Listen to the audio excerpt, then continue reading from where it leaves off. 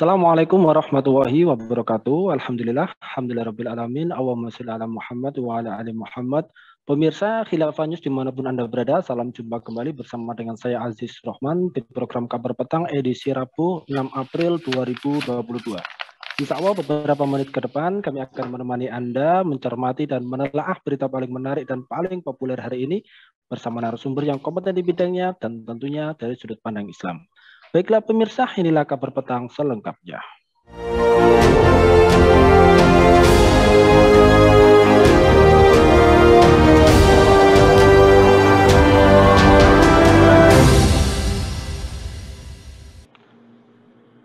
Pemirsa, Menteri Koordinator Bidang Kemaritiman dan Investasi Luhut Binsar Panjaitan memberikan sinyal bahwa harga Pertalite dan LPG 3 kg akan naik menyusul Pertamax. Sinyal ini ia ungkap ketika meninjau depo LRT Jabodetabek di Jatimulya, Bekasi Timur, Jumat 1 April yang lalu. Untuk LPG 3 kg atau LPG melon, kenaikan akan dilakukan bertahap karena harga tidak pernah naik sejak 2007 silam. Sementara itu, untuk Pertalite, Luhut belum mengungkap kapan kenaikan akan dilakukan. Overall, secara keseluruhan yang akan terjadi nanti, Pertamax, Pertalite naik, premium belum. Ya, semua akan naik, nggak ada yang naik itu katanya. Nah pemirsa, mengapa tren harga BBM di Indonesia ini cenderung naik? Apakah kenaikan ini tidak membebani rakyat di negeri ini? Lantas kemudian bagaimana cara Islam untuk mampu menghadirkan ketahanan dan kedaulatan energi? Pemirsa, untuk membahasnya kami telah terhubung dengan seorang anggota Hilmi, Bung Daniel. Kita sapa dulu beliau. Assalamualaikum warahmatullahi wabarakatuh, Bung Daniel. Waalaikumsalam warahmatullahi wabarakatuh. Alhamdulillah, ini bagaimana nih kabarnya Bung Daniel? Sehat, Bung? Alhamdulillah, selama ini ya mudah-mudahan sehat selalu lah selama bulan Ramadan khususnya. Alhamdulillah. Baik, Bung, langsung saja menyikapi terkait dengan pernyataan dari Pak Menko Marves, Bapak Luhut Binsar Panjaitan. Beliau menyampaikan bahwa pemerintah bakal menaikkan harga Pertalite dan juga gas LPG 3 kg. Hal itu menyusul kenaikan Pertamax sekitar 3.500 per liter menjadi 12.500 per liter mulai Jumat 1 April 2022. Nah, menurut Anda, apakah kebijakan tersebut ini tepat buat rakyat atau seperti apa ini Anda menyikapinya? Ya, terima kasih kepada Mas Aziz ya yang menjadi host di sini. Pertama-tama saya buka dulu dengan ucapan basmalah. Bismillahirrahmanirrahim. Assalamualaikum warahmatullahi wabarakatuh. Alhamdulillahilladzi nahmaduhu wa nasta'inu wa nastaghfiruh. Asyhadu an la ilaha illallah wahdahu la syarika lah wa asyhadu anna Muhammadan rasulullah. Sayyidul mursalin wa khataman nabiyina sallallahu alaihi alaihi wa ala alihi wasallam. Jadi alhamdulillah kita bisa bertemu lagi ya. Kita bersyukur kepada Allah Subhanahu wa taala dan kita salawat serta salam kepada Rasulullah sallallahu alaihi wasallam, keluarga beliau, para sahabat beliau dan juga kita di dalam termasuk ya. Amin. Terkait dengan rencana ya pemerintah kita ingin menaikkan ya harga Pertalite ya, dengan gas LPG 3 kg itu tentu menyesakan dada kita ya, karena kan kaitannya dengan hajat hidup orang banyak gitu, dan tentu masyarakat itu tidak akan pernah lepas ya dari yang namanya energi, apakah itu minyak bumi ataupun gas ya, itu semuanya dipakai dalam keseharian. Belum lama ini tanggal 1 April kemarin itu kan sudah dinaikkan ya Pertamax ya, itu menjadi dari 9 ribuan itu menjadi 12.500 sampai 13.000. Tentu ini ya walaupun Pertamax itu adalah untuk mobil yang relatif ya dalam tanda petik mewah, tetapi banyak kalangan menengah ke bawah juga yang menggunakan Pertamax pada akhirnya gitu ya. Walaupun untuk Pertalite dan gas melon yang memang banyak digunakan ya oleh kalangan bawah terutama, walaupun menengah juga sebetulnya ada yang memakai gitu sebetulnya ya. yang belum dinaikkan sebetulnya pada bulan ini, tapi rencananya akan dinaikkan pada bulan Juli ya, secara bertahap ya, kemudian September. Kalau kita lihat bahwa ini kan belum terjadi ya, kenaikan Pertalite dengan LPG ini baru wacana, itu kan baru wacana. Tetapi faktanya Pertamax sudah dinaikkan ya. Dengan Pertamax dinaikkan saja itu dampaknya sudah luar biasa gitu ya. Ini saya akan mencoba ini dampak Pertamax plus ya rencana akan kenaikan Pertalite dan gas LPG ini hanya semacam apa? Kita berkaca pada tahun 2011-2012 yang lalu itu kan pernah naik juga ya. Dan dampaknya saya yakin itu ada dampak yang sama ya. Misalkan begini, pertumbuhan ekonomi itu bisa terhambat ya. Karena kan yang namanya ekonomi itu ada komponen biaya, pasti ada komponen biaya yang naik dong gitu ya. Dengan adanya minyak bumi dan gas yang naik gitu ya. Itu sudah pastilah ya. Itu logika kita pasti sudah bisa membayangkan. Kemudian yang kedua itu pasti terjadi inflasi gitu ya. Dengan naiknya sampai 1.000 2.000 gitu ya. Kemarin pertama misalkan 3.500 itu bisa menimbulkan harga barang ya. Itu naik juga gitu ya. Itu bisa timbul inflasi mungkin sekitar 2% lah gitu ya, 2% atau bahkan lebih kalau menurut para pengamat ekonomi ya. Kemudian yang ketiga, dampak yang lain adalah ongkos produksi dan distribusi itu pasti akan naik karena biasanya perusahaan-perusahaan industri gitu ya, ketika memproduksi dan mendistribusikan hasil produksinya itu menggunakan rata-rata ya hasil penelitian menggunakan BBM itu 30% loh ya. Jadi BBM itu digunakan sebagai biaya komponen, ya komponen untuk sampai terciptanya harga jual itu 30%. Jadi pasti akan naik ya. Dan itu akan dengan penyumbang ongkos 30% dalam perusahaan ya BBM itu bisa menaikkan harga pangan sampai 10% ya. Gitu ya. Jadi ini dampaknya besar sekali ya. Kemudian juga kenaikan harga pokok ya sembako dan sebagainya itu jelas ya. Kemudian juga yang berikutnya adalah bisa menambah angka kemiskinan ya.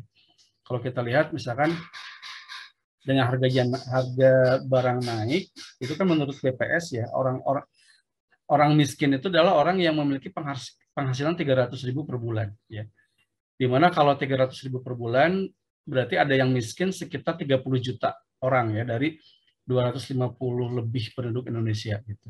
Nah, kalau misalkan kenaikan BBM ini terjadi, ya Pertamax aja sudah mulai gejala inflasi, apalagi Pertalite nanti dengan gas ya yang banyak digunakan oleh masyarakat bawah gitu ya. Itu mungkin dengan gaji 300.000 per bulan, bahkan kemiskinan itu akan naik nanti kalau gajinya sampai 600.000 gitu ya. Sehingga diasumsikan orang yang miskin di Indonesia itu tidak 30 jutaan lagi, itu bisa naik sampai mungkin 60 jutaan orang gitu ya. Dan ini saya kira dampak-dampak yang akan terjadi ya sebagaimana pengalaman yang terdahulu ya beberapa tahun yang lalu sekitar tahun 2012 kalau nggak salah itu terjadi hal yang demikian. Oleh karena itu saya bisa dan berani mengatakan dan saya kira banyak para pengamat yang mengatakan bahwa untuk kebijakan kenaikan ini menurut saya sangat tidak tepat. Jadi sangat tidak tepat itu jawabannya pada akhirnya. Begitu. Ya, baik Bung. Lantas kemudian jika kita melihat bahwa kenaikan BBM ini memang seharusnya tidak dilakukan, mengapa tren harga BBM di Indonesia ini dari tahun ke tahun cenderung naik begitu? Apakah kenaikan BBM ini nanti semakin membebani beban rakyat di negeri ini atau seperti apa Anda melihatnya, Bung Daniel? Jadi memang ya mungkin kita juga bertanya-tanya ya, kenapa sih gitu ya BBM ini naik gitu kan? Ada apa gitu kan? Kalau tadi terkait dengan membebani rakyat ya tentu ya dengan dampak-dampak yang tadi saya katakan itu jelas gitu ya. Tapi orang mungkin bertanya-tanya, kenapa sih BBM naik gitu? Alasan apa sih pemerintah menaikkan kembali gitu ya BBM yang dulu pernah terjadi dinaikkan, dan itu bahkan hampir apa ya, setiap 8 tahun ya, setiap 10 tahun itu naik, bahkan di tengah jalan juga pernah naik, cuman kenaikan yang drastis itu 8-9 tahun ya pemerintah menaikkan. Ini apa sih yang menjadi pendorong ya? Ini ada beberapa alasan ya, alasan dari pemerintah ya terkait dengan kenaikan ini. Yang pertama katanya kenaikan ini karena ada apa kenaikan harga minyak dunia ya, harga minyak mentah dunia yang katanya itu kalau saya lihat di beberapa informasi ya web itu harga minyak dunia itu sampai tembus $110 Amerika per barel gitu ya. Sedangkan di Indonesia itu harga per barelnya itu sekitar $95,72 ya, Amerika per barel. Makanya kemudian Indonesia mau tidak mau harus meningkatkan itu. Bahkan pada bulan Maret kemarin itu akan naik ya menjadi $114,77 Amerika per barel. Jadi kalau saya lihat ketika harga minyak dunia itu $110 per barel itu naik ya menjadi $110, kemudian kita menaikkan 114 ya kurang lebih dolar ya per barel, itu harusnya kita juga untung ya, untung sekitar $4 per barel gitu. Tetapi kenapa kita dalam hal ini menaikkan begitu tajam ya? Apalagi Pertamax ya, itu naik 3.500 sampai 4.000 per liter, itu kan tinggi ya. Karena sebagaimana kita ketahui mobil-mobil minibus yang menurut saya biasa gitu, itu juga banyak yang pakai Pertamax. Artinya apa? Mereka yang kelas menengah ke bawah juga pada akhirnya juga memakai Pertamax gitu, dan ini kan tidak disubsidi oleh pemerintah gitu. Oleh karena itu maka saya menyatakan ini pasti membebani rakyat ya. Jawabannya pasti membebani rakyat. Nah, alasan yang berikutnya adalah katanya terutama nanti ya gas yang melon itu ya, itu memang sejak tahun 2007 itu belum mengalami kenaikan katanya begitu ya. Sehingga waktunya harus dinaikkan ya. Kemudian kalau Pertalite itu akan naik ya mungkin sekitar bulan Juli, kemudian tahap berikutnya adalah September. Itu karena sudah tidak masuk ke dalam harga keekonomian ya. Dan saya melihat bahwa ya menurut informasi gitu ya dari Menteri SDM juga bahwa Pertalite itu seharusnya dijual 11.000 per liter gitu kan. Kemudian Pertamax itu harusnya 16.000 per liter ya, walaupun sekarang kan dijual sekitar 12.500 sampai 13.000 ya. Jadi tidak masuk ke dalam harga keekonomian gitu. Dan saya melihat bahwa apa sih definisi harga keekonomian ini? Ternyata memang harga keekonomian itu kan sama dengan harga jual eceran ya, sama dengan harga batas atas gitu ya.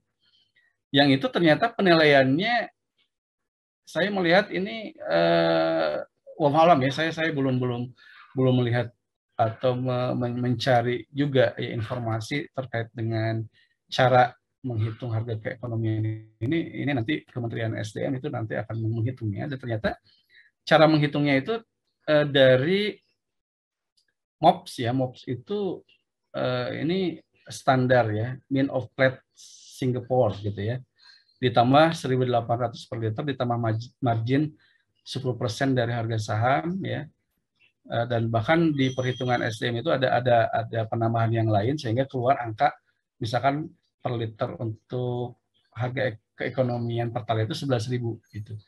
Itu dihitung dari beberapa item yang memang ada unsur-unsur ya untuk menentukan harga keekonomian tadi gitu. Dan ini tentu standarnya adalah standar asing juga pada akhirnya gitu ya. Perlu diketahui bahwa plates ya, MOPS ya, yang merupakan apa ya, standar untuk menentukan harga itu kan standar yang khusus untuk di kawasan Asia ya, penentuan harga ini. Dan itu adalah Platts itu anak perusahaan dari McGraw Hill ya. Kita tahu McGraw Hill perusahaan mana sih? Perusahaan Amerika ya. Tapi bisa menguasai Asia. Ini tentu menjadi apa, diundangkan, diperpreskan ya. Nomor 55 tahun 2005 nih saya coba searching, dan kenapa Indonesia menentukan harga keekonomian ya yang tentu memberatkan masyarakat kita gitu. Jadi intinya tentu apapun alasannya ya, kenaikan harga BBM itu adalah membebani rakyat. Ya, baik. Lantas kemudian, Bung, sebagaimana kita ketahui ya bahwa di negeri ini kan kaya akan sumber daya minyak ataupun gas. Namun dari waktu ke waktu justru rakyatnya harus membeli mahal untuk mendapatkan semua itu. Kira-kira apa ini yang terjadi? Kok bisa seperti itu? Ya, jadi kita itu kan negara kaya gitu ya, negara yang banyak sumber daya alam ya, tidak hanya minyak dan gas bumi gitu ya, tapi banyak hal yang lain, mineral yang lain ya, yang dihasilkan oleh Indonesia gitu. Saya mungkin lebih fokus pada minyak dan gas ya, karena tema kali ini kaitannya dengan sumber daya alam tapi dikhususkan kepada migas gitu. Jadi perlu diketahui bahwa Indonesia itu adalah penghasil ya, negara penghasil nomor urut ke-22 ya. Negara penghasil minyak bumi yang itu bisa menghasilkan kurang lebih 900.000 barel ya per hari, atau sekitar bukan 900.000 per barel per hari gitu ya. Di mana kebutuhan domestik itu sekitar 1,4 juta. Memang di sini untuk minyak bumi dengan 900.000 barel per hari, sedangkan kebutuhan kita 1,4 juta, itu memang kita terpaksa harus impor ya. Sedangkan untuk gas, urutan Indonesia itu ke-13 ya. Menurut Worldometer yang menyatakan bahwa Indonesia itu memiliki cadangan ya gas yang termasuk terbesar di dunia gitu. Dan kebutuhan Indonesia itu adalah untuk gas ini 50 miliar meter kubik yang tentu kita masih memiliki sisa ya, sehingga tidak perlu impor ya, walaupun kenyataannya Indonesia juga pernah melakukan ekspor ya terkait dengan gas ini gitu ya. Tetapi kalau migas mungkin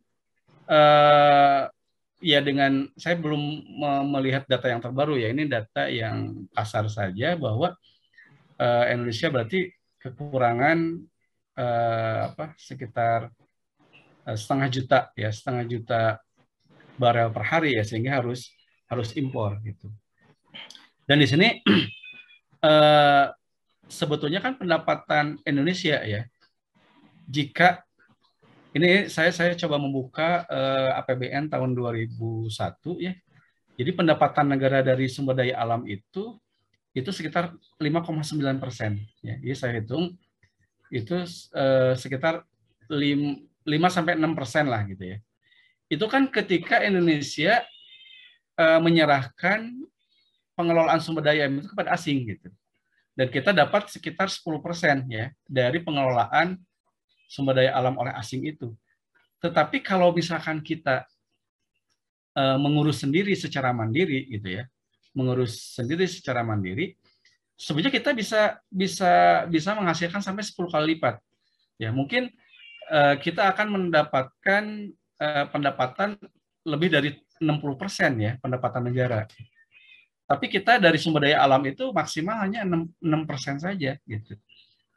Gitu ya. Padahal jadi dari pajak itu sebetulnya dengan pengelolaan sumber daya alam yang mandiri itu bisa dilepas ya, karena pajak itu sekitar 70% ya penerimaan dari pajak. Sedangkan kalau mandiri kita itu bisa sampai 60% lebih, bahkan itu pajak menjadi tidak perlu karena cukup dengan pengelolaan sumber daya alam saja gitu.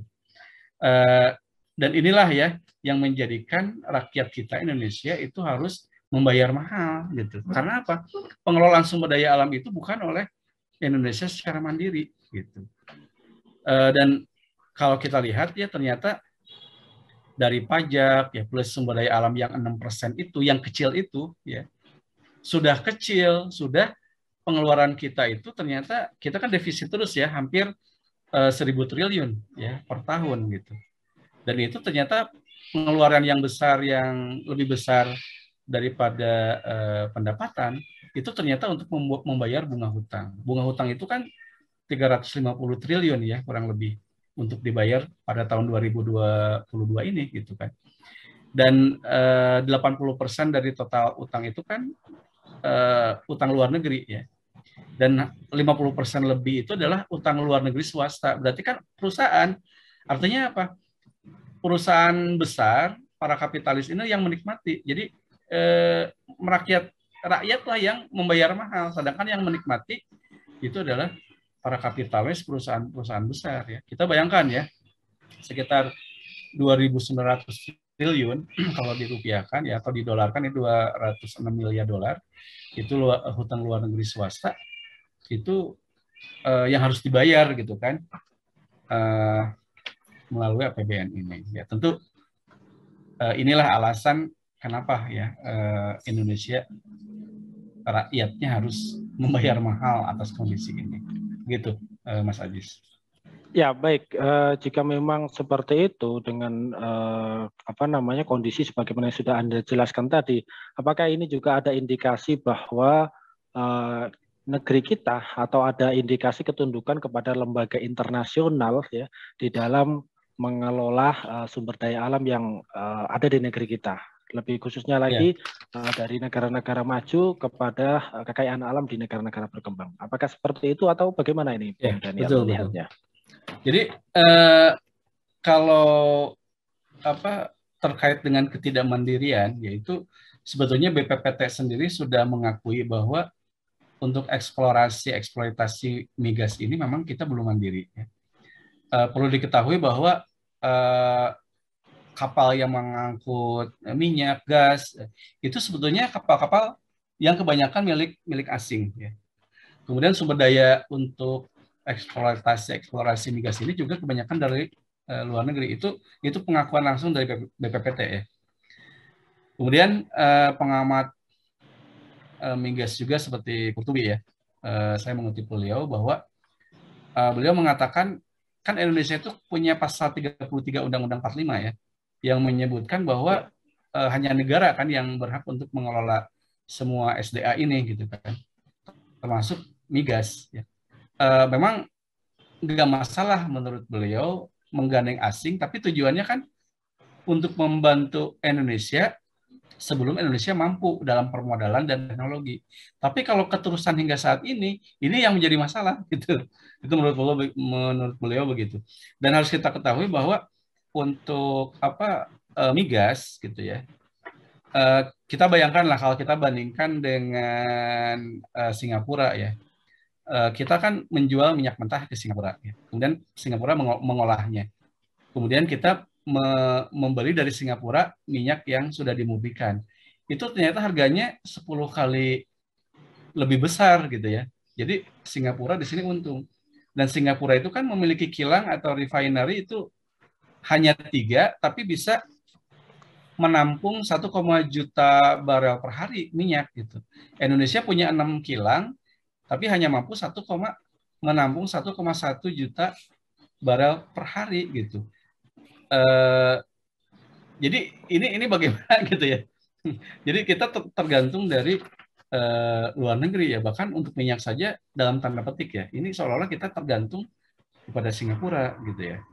Kemudian yang berikutnya adalah bahwa Indonesia itu kan perlu diketahui ya masuk dalam organisasi OPEC ya.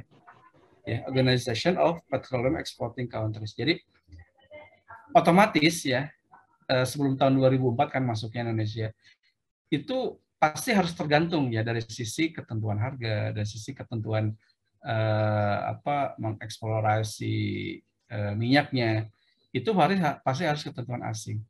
Dan kita ketahui bahwa Indonesia juga kan terkait dengan pengelolaan migas ini atau sumber daya alam secara umum, tidak hanya migas, itu ternyata terikat dengan letter of intent dengan IMF ya, dulu tahun 98. Ya, akhirnya kemudian melalui IMF ya, kemudian dibantu oleh pemerintah Amerika melalui USAID ya, kemudian melalui Bank Dunia, Indonesia itu membuat undang-undang migas ya.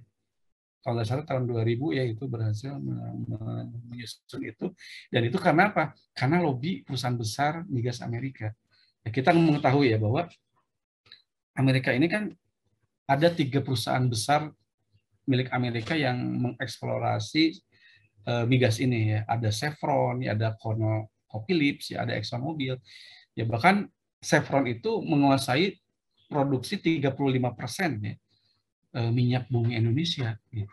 Jadi memang kita ini saya yakin sudah tidak orang sudah pada tahu ya tentang masalah ini, bahwa Indonesia itu pasti terikat ya dengan hukum internasional, kemudian kita juga di pressure ya oleh negara-negara besar, sehingga bahkan undang-undang saja kan dibuat oleh mereka ya, oleh Amerika ya, oleh USAID, IMF, Bank Dunia, itu milik siapa gitu kan? Tentu milik asing, negara besar yang berniat bercokol mengambil harta atau sumber daya alam Indonesia. Jadi saya seperti itu. Ya, baik Bung. Terakhir Bung, jika kita melihat berbagai macam hal seperti itu, lantas kemudian bagaimanakah cara Islam untuk mampu menghadirkan ketahanan dan kedaulatan di bidang energi, Bung? Ya. Jadi sebagaimana kita ketahui ya, kalau kita menggali dalil gitu ya, ada sebuah hadis ya dari riwayat Abu Daud dan Ahmad ya. Dan ini hadis masyhur ya, banyak digunakan oleh para ulama juga. Al muslimuna syuraka'u fi salatin fil kala'i wal ma'i wan nar. Jadi kaum muslimin itu berserikat dalam 3 perkara gitu, yaitu padang rumput, air, dan api. Di sana ada kata an-nar ya. Jadi kaum muslimin dan seluruh umat atau rakyat itu berserikat, salah satunya ada dalam api. Api itu adalah migas. Jadi kalau para ulama sepakat bahwa arti api di sini adalah energi ya. Energi itu kan minyak dan gas bumi. Sehingga mau tidak mau yang namanya migas ini ya, termasuk sebenarnya tambang yang lain, tapi saya khususkan migas sebagai sebuah energi yang merupakan pengertian api dari hadis ini, itu harusnya dikuasai oleh masyarakat, rakyat ya. Yang memiliki adalah rakyat. Kalau sekarang kan kita melihat bahwa banyak perusahaan asing ya yang menguasai itu ya. Bahkan mengeksplorasi sekaligus memiliki ya. Sedangkan kita punya apa? Royalti. Royalti berapa persen? Ya, seperti di Freeport aja dulu 9,8%, kurang dari 10%. Jadi kita memiliki apa gitu? Justru yang menguasai mereka ya, mentang-mentang mereka memiliki dana dan teknologi dan juga sumber daya manusia. Ya. Dan itu harus dikembalikan kepada negara. Ya. Kemudian ada hadis yang lain yang menyatakan bahwa al muslimuna syuraka'u fi salatin fil ma'i wal kala wan nar wa samanu haramun. Jadi memperjualbelikan energi migas kepada rakyat itu sebuah keharaman. Ya. Jadi di sini negara harus mengelola, bertanggung jawab, kemudian mengolah untuk kepentingan masyarakat ya, untuk memenuhi kebutuhan masyarakat terkait energi migas ini. Kalaupun menjual itu bukan menjual barangnya ya, karena di sini kan haram ya, tapi mungkin mengganti biaya produksi saja ya. Kalau kita hitung ya, itu tidak ada 50% dari harga yang sekarang. Misalkan Pertalite sekarang harganya 6.000 sekian, atau Pertamax dulu harganya 9.000. Itu mungkin setengahnya saja tidak ada, itu lebih murah dari itu biaya produksi itu. Oleh karena itu maka kalau standar ya pengelolaan migas ini oleh Islam ya, itu pasti seorang kepala negara atau dalam ini khalifah ya, itu akan melaksanakan hadis ini, di mana segala sumber daya alam ya termasuk migas ya, ini harus menjadi kepemilikan bersama, tidak bisa dikuasai oleh individu. Negara pun tidak boleh memiliki ya, negara hanya mengelola kemudian dibagikan kepada rakyat ya. Nah, ini negara ini harus menyediakan ini ya. Kalau ya ini kita berbicara kalau ya, kalau Indonesia itu menjadi negara khilafah ya, itu pasti sumber daya alam migas yang besar ini ya, yang bisa menghasilkan menutup 60% APBN ya menurut hitungan saya, itu saya yakin itu akan pajak mungkin akan dihilangkan ya. Itu saya kira pemerintah Islam nanti akan bertanggung jawabnya untuk menyediakan dan mengelola ini untuk kepentingan rakyat. Begitu. Ya, baik Bung, Masya Allah, ini penjelasan yang luar biasa. Mudah-mudahan apa yang menjadi keinginan Anda dan keinginan kita semua bisa terwujud, sehingga kemudian beban penderitaan yang kita alami saat ini bisa hilang di masa mendatang. Terima kasih Bung Daniel telah hadir di Kabar Petang pada edisi kali ini. Insya Allah nanti kita ketemu lagi di lain waktu dan juga di lain kesempatan. Assalamualaikum warahmatullahi wabarakatuh, Bung Daniel. Waalaikumsalam warahmatullahi wabarakatuh. Baik pemirsa, demikianlah Kabar Petang pada edisi kali ini. Semoga Anda mendapatkan banyak manfaat dari acara kami. Jangan lupa saksikan kami besok di jam dan channel yang sama. Dan jangan lupa juga like, comment, share, subscribe, serta klik tekan tombol loncengnya agar tidak ketinggalan update terbaru dari Khilafah News. Karena hanya di sinilah Anda akan mendapatkan informasi aktual, terpopuler, dan tentunya dari sudut pandang Islam. Akhirnya saya Aziz Rahman beserta seluruh kru yang bertugas undur diri. Wassalamualaikum warahmatullahi wabarakatuh.